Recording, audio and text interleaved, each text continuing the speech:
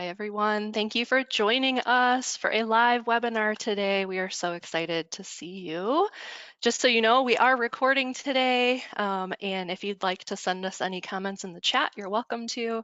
But other than that, you're actually going to hear a couple other voices throughout today's session. But thanks again for taking the time to spend a little bit of your afternoon with us, or maybe late morning. I've got just a real quick intro and then we're going to dive right in because today we've got a really great discussion with a handful of designers that are going to give some of their experiences throughout their career and hopefully give you some tips too as you are maybe new to this career or just trying to refine some areas and get a little bit better throughout some different projects that you're working on. Like I mentioned today, we are recording. We will send everyone an email that you can review this and or share it with someone within your team if you'd like. And we also take all of our recordings and publish them on our training platform as well after the session. So you'll definitely have access to this if you need it. And keeping in mind that access, don't forget that all of our sessions like this are often CEU approved, and that also includes today. You can get credits either through the National Kitchen and Bath Association or the Remodelers Association if you need. So I am super excited to invite a few people on camera to the stage, if you will. So if you girls can turn your cameras on, we're going to be working with a handful of designers that have been using 2020 design throughout their career. I'm going to ask them a few questions. So Brittany and Morgan, Lila, and Jennifer, feel free to turn your camera on. And we're gonna say hello to everybody. Yay, here they come, looking good, thank you. And before we get into some real specific questions, we're gonna start with the easy ones. If you guys have never met any of these amazing designers, I'd like them to do a quick introduction. So first, we're gonna start with Brittany. Brittany, can you tell us a little bit about yourself? Hi there, I'm Brittany Hutt and I work with cabinets.com. I've been in the design industry for a little over a decade. I've done everything from just working in a box store all the way up to full in-home remodels. And then now I focus mostly on fully virtual designing. I love it. So I think there's going to be a lot of people in today's crowd that have very similar backgrounds. I know myself also started at a big box. You said just a big box, but I feel like that's harder than most most experiences today. I love it. Thank you so much for spending some time with us today, Brittany. And next up, Morgan Jones. Morgan, can you tell us a little bit about your background and how you got started in this industry? Yes, so I started at Dave's Cabinets in Chesapeake about 2 years now, 2 years ago. And I came out of Virginia Tech, out of a 4-year program, and I immediately came to Chesapeake, and it's a family-owned business. They've been around for about 40 years, and they had worked with students before. So I started working with them at the start of the pandemic to kind of help with volume, and I haven't looked back since, and I love it. Oh, I love it. No, that's super exciting to hear. And you're going to tell us a little bit more about your story and how you really got started and fell in love with kitchen and bath. So I can't wait. So, and then next up, Lila. Lila, please take us to the other coast. We've been, I don't know if Brittany, you mentioned that you're based in the Florida region. We just heard from Morgan, Chesapeake, Virginia area, and now Lila over in Seattle, Washington. Tell us about yourself. I want some of Brittany's weather right now. Yes, yes. So I graduated in architecture and urban planning, found my passion in interior design, worked in a luxurious furniture brand, and then went to a big box store too, where I worked again with remodeling and construction and interior design. And then I kicked off my own company, and it's been a great ride since then. Good for you, working in your own company. I love it. No, that's amazing. And then last but certainly not least, Jennifer. She's going to take us up to Duluth, Minnesota. Let's see who has more snow today. Jennifer, tell us your background. Yeah, so I have been in the industry for about 4 years now. Before that, I attended a 4-year program at Western Carolina University, focusing on kitchen and bath design and residential sustainability. So from there, I moved to Hilton Head, South Carolina, and worked with a custom home builder specializing specifically in custom cabinetry. And about a year ago, I moved to Duluth, Minnesota, and now work with a contractor called JNRS, where we have a build and finish division. So we do full service interior design and kitchen and bath design. And I kind of work as a designer and kind of oversee that finish and design division. Oh, I love it. That's great. Wonderful. Well, thank you, thank you, thank you. So, as we invited these designers to join us for today's roundtable, our goal was to really kind of explore some of maybe the challenges throughout the industry, but also just hearing other people's stories sometimes triggers new ideas of maybe things that can help you with your career too. So I'm going to start off with, I think it's a fairly easy question, but over time, the way you answer this might change a little bit. And the first topic I want to propose to everybody is just talking about, like, what if someone could have told you something you didn't know what to expect? Was there one thing that you wish someone would have told you before entering this field? Brittany, do you mind if we start with you? What is one little secret that you didn't know? Well, I don't know if it was a secret. It was slightly unexpected, the amount of organization and moving parts that are involved with interior design. It's a lot of moving parts in terms of installers, ordering materials, timelines, shipping, installation. There's a lot of hats that you need to wear, and organization is key. So that's just something, find something that works for you to keep you organized, and yeah, you got to get it done. Yes, absolutely. No, organization is very, very, very important. And obviously, all these little details can matter so much.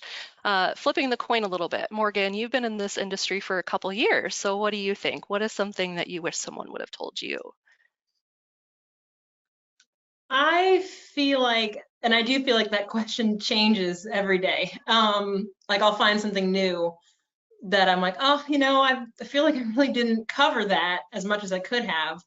But probably like you said, multitasking sort of angle, from the sense of once someone comes in and, they kind of have their list of what they want to talk about first, but I kind of wish I had known how to, digest everything in a way that's easy for me, easy for them to remember, whether that be budget or, inspiration pictures, contractors, what do you want out of this project? And I know it can be overwhelming when you first start working with them. So I think that initial introduction of, okay, I want to make sure I'm on the same page as you.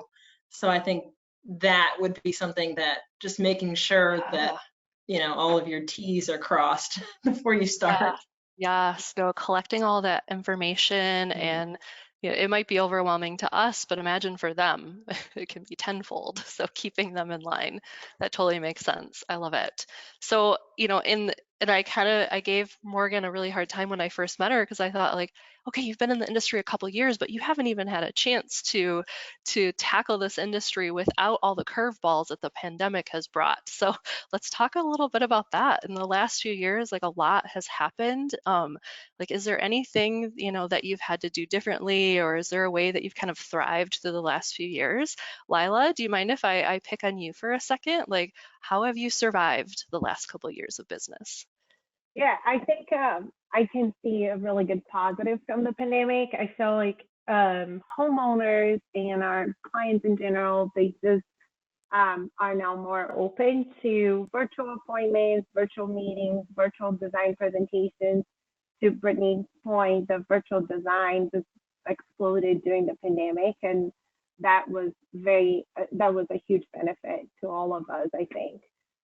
Even in smaller markets, sometimes the drive is pretty far. It can take you 2 hours to get to a client meeting, and being open to that is really helpful. And I think vendors just got a lot better at shipping samples. So before, it could take you 15 days to get a sample, and now overnight and a sample was on your doorstep. So I think that was another huge improvement. I know we all talk about the timelines and everything, but I do see the really huge benefit of them getting a lot better on getting samples to us. Yeah, thank you so much for bringing that up. I don't know that we give many of our vendors as much credit as they deserve today, just because there are so many challenges, but things are changing and the way that we're doing business has evolved a bit. And thank goodness our clients have also become a bit more flexible in some of those things. Those are great points. I love it. Sometimes it's always easy to go down the rabbit hole of all the negative things that have happened, but there's always some positive spin to it too. All right, so I dove into some like kind of heavy questions, but let's go a little bit lighter. And many of you went to school or chose this path of design, but tell me a little bit like about the inspiration. Why did you choose interior design or kitchen design or design in general? Brittany, tell us your story. What inspired you to become a designer? I've always had a creative eye. I've always been drawn to art classes and watching HGTV growing up. Definitely knew that I wanted to be in the interior design field. I did go to school for my bachelor's of fine arts in interior design, and then kind of fell into a kitchen and bath role. And that's where I never left. It's just my niche, and I feel very comfortable. I feel like I can still be very creative after these many years. And yeah, so kitchen and bath's where it's at. Love it. There is always a problem to solve, definitely, with all the pieces in our industry. I love it. And Jennifer, what about you? What inspired you? What triggered you to become an interior designer? Yeah, so I honestly never really thought that I would be an interior designer specifically. That's not something I really set out to be. When I was in college and kind of figuring out what I wanted to do, as soon as I kind of got into the interior design program and started learning more about it, I was pretty much hooked on it, especially kitchen and bath. Like Brittany said, kitchen and bath is pretty much where it's at. So I've always been a very creative person, and it became really important to me to just find some type of career where I could use that creativity every day. And interior design, specifically kitchen and bath, I will say, is such a good balance of creative work and also technical work that I think it takes a really specific type of person with a specific type of brain to really, That catch is on to so it. true. No, the technical side, because I think there are a lot of assumptions, right? You might have friends or family or they'll be like, what do you do? And you're like, oh, I'm a designer, a kitchen designer, interior designer, whatever story you want to tell. We all know, like, okay, do you want to sit down and have a drink and I'll tell you what I really do? I Exactly. love it. I love it. And not every day is like perfect. So I'm going to switch the tables a little bit and go back to Lila for a second. Lila, can you tell us a little bit maybe about something that was hard when you first started out, or maybe a challenge that you had to overcome in this career? So I think one of the things that I realized when I was kicking off my company, and the interesting fact is that I started my company in Brazil, and then when I moved to the US, I had to restart my company. And so it was basically redo everything from like business license and everything. So I think the struggle that we don't realize is all the different hats you have to wear. So back in when I started my company in Brazil 12 years, 13 years ago, I had to program my own website. So I went down to the rabbit hole and did research and created my own website, because when you're starting your own company, sometimes you don't have the capital to just invest and pay someone to do everything for you. So I had to wear a lot of different hats. I had to wear a programmer hat, a business hat, go figure out how you get your business license. And that's something nobody really tells you. And then I think the value of building a really good design community around you. Back in Brazil, I had a really solid group of designers that I worked and collaborated really well. And then here I built that again. So the value of associations and things like this, so we can collaborate and learn from other designers that have had that experience. Yeah, I love that. No, and I think like look at how many pieces it took to kind of put together that puzzle of a business, and then you brought that and duplicated it again. Do you mind sharing some of the associations that you find useful in your region? Yeah, I am part right now an active member of NKBA here, our local chapter, and I was also part of ASID here. Oh, very good. Excellent. So yeah, if you're new to this industry and you don't have an army of like-minded people already behind you, those are awesome resources for sure. I can attest to that. I've been here at this company, 2020, for 16 years this year, but I very accidentally fell into it by meeting someone at an NKBA meeting. So love, love, love hearing those connection stories. It's super important, fun. So we've heard a little bit of both. We've heard like kind of the what interests us, what's maybe good about this industry, what's challenging about this industry. So I'm going to flip it back to the fun part of the story. Brittany, I'm going to bring it back to you. What do you like most about your job today? All right, Brittany, it's back to you. Tell us what you love about your job. Well, I absolutely love the virtual design aspect of it. So being able to think of something in my head, and then, you know, the faster you are at the software, you know, you can create it pretty quickly in 2020 and be able to see it, to move it around. I'm a very visual person, so something I may think might look good doesn't right away. So being able to work with the software and have renderings that look the way that they do is definitely the most fun part of it. Oh, I love it. Now, if you guys have not met Brittany, I'm going to play the, I don't know, the projector of her portfolio for a second because she has submitted to many of our Inspiration Award design contests. And when she talks about virtual design, like literally, we're talking about really showing off spaces in a much, you know, but just a super professional way. So we're always very, very impressed by your renderings, Brittany. I love seeing them come in each year. I'm sure all of these have quite the story behind them. So it's just incredible to see. So thank you, thank you, thank you for Thank you pushing so our much. software to the limits here. No, Well, it's super fun. when the contest comes around, that's my favorite time of year. It pushes me to be more creative. So yeah, I love it. absolutely love it. Oh, that's super fun. So yes, I know it can be a challenge, I'm sure, in a virtual world to try to relay your concept or your idea all the time. So I can only imagine having a piece of technology that can really give you the capacity to show it visually is critical. So I love it. Love that 2020 is the way that you do that. Very cool. All right, let's jump back real quick here and take a look. One more kind of staying in the same question of like, what do you just love about your job? Jennifer, do you mind if I ask you the same question? What's your favorite thing about your job? Yeah, so probably my favorite thing about being a designer is kind of during that initial design process when you're, having those few first meetings with a client and you're really getting to know them and what they like, and you're kind of starting to pull different options and different concepts for their home or whatever space you're working on.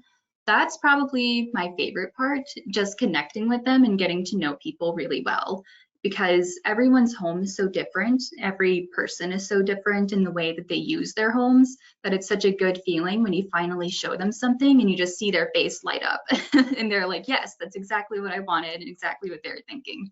So Oh that's my definitely gosh, my favorite part. yes. Well, and I see a lot of you guys like nodding your head like, oh yeah, that is absolutely a good part of the process too. Like imagine and tell me just a little bit about your clientele that you work with, because you guys take them all the way through beginning to end, right? Kind of the design build experience and very full service. So do most of your clients, do they have experience doing this with like maybe a previous home, or are they kind of new? So since I started with the company that I'm with now, JNRS, about a year ago, we've gotten a really good mix of both of them, I would say. And we focus mainly on remodels too, but we also do some direct like design to client kind of work where they, maybe they might be building their own house and kind of need some help with the cabinetry and the countertops and the different fixtures like that. And it might be the first time they're actually building a house, but they have remodeled before. And so the process is still a little bit different. So I also think that's a lot of fun too, is kind of being able to walk people through it when they don't really have that background or that knowledge of having done it before. And just kind of helping to educate them. And then they just understand much better their home and how it'll work and the reasons why they would do something or not do something. Oh, no, I love that. I love that because I think there are a fair number of statistics out there that, most consumers in North America maybe haven't gone through a full remodel or maybe built a home yet. So they really do need to hold someone's hand. And as much work as that is, like that hopefully that's something that everybody here on this webinar today loves because it is such an important piece of the design process. I love it. I love it. All right, so let's kind of think forward, guys. Let's think forward to your client of the future. And I know there's a lot of different trend reports out there and a lot of different hopeful things that we want to see in the industry coming up. But I'd love to know like what you guys think some of the trends coming are. So Jennifer, do you mind sharing your thoughts in your area? What do you think the next design trend for 2023 is? Yeah, absolutely. I feel like for the past several years, we've seen a lot of kind of minimalism and a little bit more modern and kind of sleek looking designs. And I feel like in the past year or so, and probably moving forward, people are coming to us and wanting just a little bit more detail and a little bit more out of the box. And I think it really comes from people spending a lot more time in their homes, and they want something that just has a little bit more life to it, it seems like. So it's kind of shifting from that minimalism back to a little bit more of that maximalism. Okay, all right. No, I like that. I like that. And remember, like Jennifer, like me, we're in the Midwest. So let's move around a little bit too. Brittany, from your perspective, what's the next trend? What's coming? Well, I have been able to speak with the Elmira Stoveworks brand, which their appliances are in 2020, and they have kind of coined the term nostalgia. So the option of new, but also nostalgia.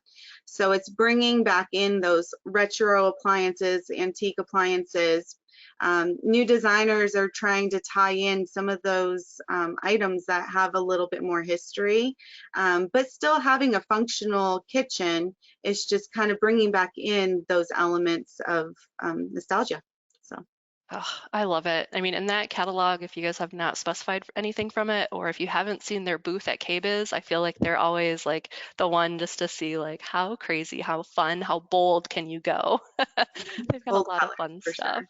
Yeah, it's super fun. I love it. Okay, take us to the West Coast. Lila, what do you think? What's up next for us in design trends?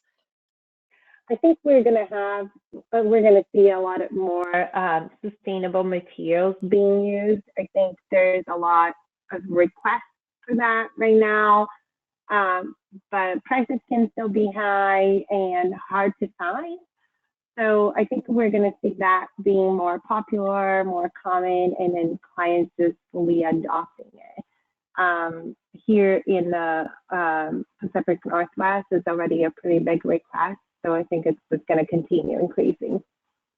Yeah, it's definitely something I feel like is talked about a lot in news or trends if you look at the coasts. So it's always fun to hear like, okay, we hear about it, but is it really, really being requested? It's interesting. And then Morgan, I don't want to leave you out of this part of the discussion. What do you think is next?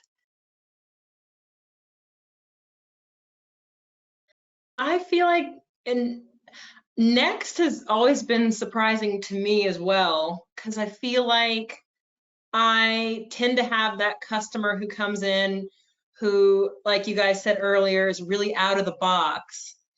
And usually when that happens, I'll notice that, okay, if that one person likes that, I might see a couple, new customers that are asking the same thing.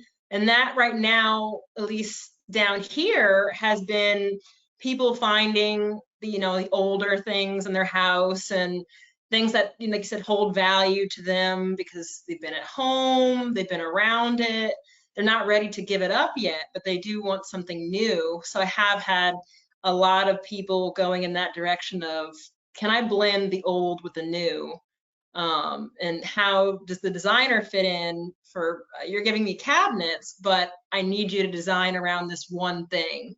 So I've been seeing a lot of personal requests to keep an island, or to keep a countertop, or can you design around this specific color that my childhood home was, and it's pink, but I want you to design around it. So I feel like special requests are definitely going to pop up and be a challenge in a good way. Yeah, no, that's a really good point. It is kind of like the ultimate design challenge. Anyone can design a whole new space, but how can we actually combine some of the new and the old, and obviously keeping the tie back to whatever that client had as their favorite item. I love it. I love it. Good, good.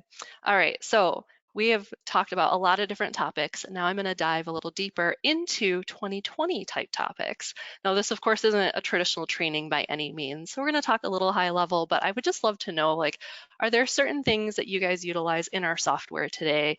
I believe many of you are using 2020 Design Live in your day-to-day work.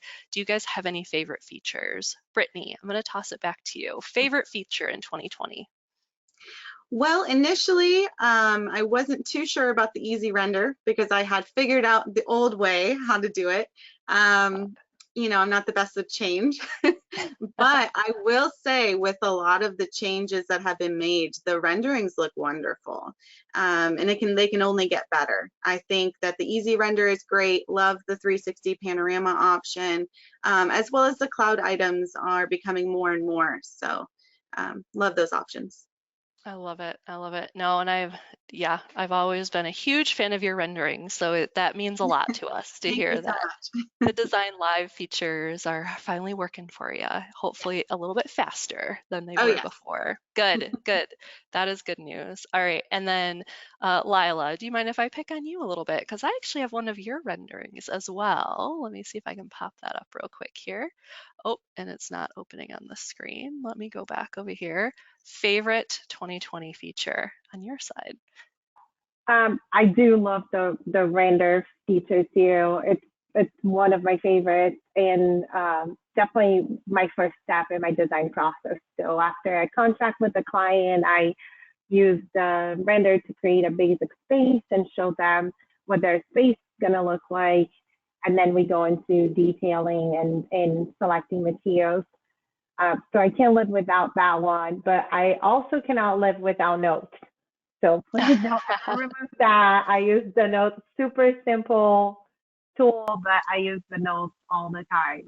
Once my project is finalized, I put notes everywhere. I use that. My contractors are already used to them too, so definitely use that a lot. I love it. Yeah, one of probably the most fundamental initial tools that has been part of the software, but definitely an important piece. And I love how you describe that. Like most of us think of rendering as like the final step in the design process, but you're really using it as like more of a qualifying step to try to get them in that space and think conceptually. Do you find your customers or your clientele like they're very flexible with that? I feel like sometimes when I see a rendering, I'm like, do I have to be married to that green tile or to that one thing? Like, are you able to talk them through, like, this is just an idea? How does that go?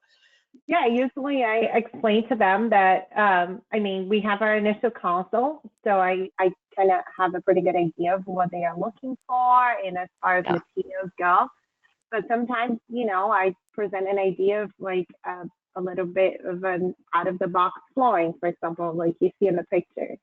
And then they might or might not like that. So before we go into selecting flooring and going through all of that, I want to show them an image of what that would look like so they can be like, oh yeah, that looks really good. I had never thought of that. So let's now go down the road and select materials that you like that would be similar to that. I love it. So you kind of use that to gauge their reaction to some of those things, and hopefully with a much smaller price tag than if they don't love it after the fact, after install. A lot of clients just struggle to visualize. So Yeah. having that tool is key for them to see the space, especially I think when you're opening up walls and going, expanding beyond the space that they currently have, then it's even harder for them to understand, well, wait, how is my kitchen going to bump into this room? And then when you show them the render, they're like, oh, okay, I get it now.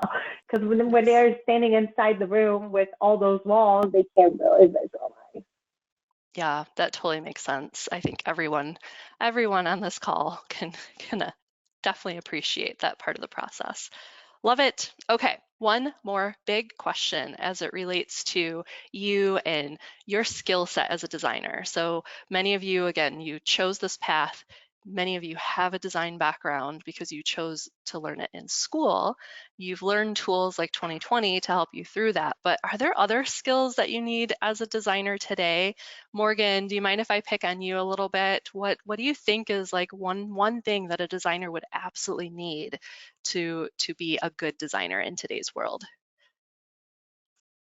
I also feel like I know that differs from person to person. And with me, I have definitely felt that either whether it was my parents or whether I was, keeping active in school, I feel like just knowing how to talk to people would be my number one. And I always considered myself, an introvert, kind of quiet. And I was like, okay, well, how is this going to work? I'm going to be working with, 10 people plus a day, and it's going to constantly change. But what I discovered was, even as a quiet person, I still loved, getting to know someone and diving a little deeper and them opening up to me, it being a kind of a two-way street. So just, knowing how to navigate different people. And, you're not always going to get the chatty one, and you're not always going to get, the one who doesn't know necessarily what they want. So just learning how to engage with different people, I think, is really important. Oh my gosh, that is so true. And I don't think I had a chance to ask you this yet, but like a lot of that, do you feel like you've learned it just by doing? Is there any traditional training that you've tried to like how to like the first step of the sales process, how to engage in a conversation? Have you done any formal training, or is it just by trial and fire? I want to say a bit of both. Okay. I did a couple internships in school, and they were at two very different companies. And one company, was just cabinet lines, and they didn't have anything custom, and it was, a fairly big facility. And they put me right up front, and I was the front desk receptionist at that internship. And that kind of forced me to talk to people, and I was the first person they saw, and I had to set that, impression of, okay, I'm the first line of defense. I have to be able to set the tone for how this appointment is going to go, whether it be with me or another designer. And that was my first experience. And then my second experience was I was kind of in the back, and I was doing the back end work. But when the time came and I was bringing people back to look at renderings, it was a whole different experience, because then they were sitting in front of me, and it's learning how to talk to them through the computer and making sure they understand, how 2020 works. And that's, it's just a matter of where you first start. So that was my experience. Oh, I love it. Thank you. Thank you for sharing that, because I think it definitely, those are two very different ends of the spectrum, and hopefully helped you really define like what you liked most about designing and working with clients. So that's a great experience. Because I'd like to just mention one more thing, because Morgan, when you were in school, you were introduced to the National Kitchen and Bath Association too. Was that correct? Yes. So Excellent. we really didn't know what that was, as freshmen. Yeah. And we were like, can you explain that to me? Is this like a national type of, program? And they kind of started us off on what the NKBA was and how do you become a part of it, and, all different things you can do and certifications, and that kind of started in school. Love it. Perfect. So if you guys have never seen Morgan's name before, she is a national contest winner when she was in school with NKBA. So just have to give you credit for that, Morgan. That's amazing. Great, great way to enter the industry at the wildest time. All right. And then thinking again to top skills, Jennifer, can I pick your brain on this question? What do you think? What is the one of the top skills a designer needs today? Yeah, I think it's really important to just be adaptable in the roles that we have, just because our jobs can change so frequently just with the industry. I think the design and construction industries are one that do change a lot. They have a lot of different trend changes. They have a lot of different, you know, lead time changes due to COVID or whatever else might be happening kind of in the economy. And also just working with different types of people. And like I mentioned earlier, there's different types of homes. And it's really important to just be able to be flexible and kind of adapt to the project or situation or whatever issue during a project that might come up, and just kind of be able to, you know, put your adaptable hat on and just kind of handle it.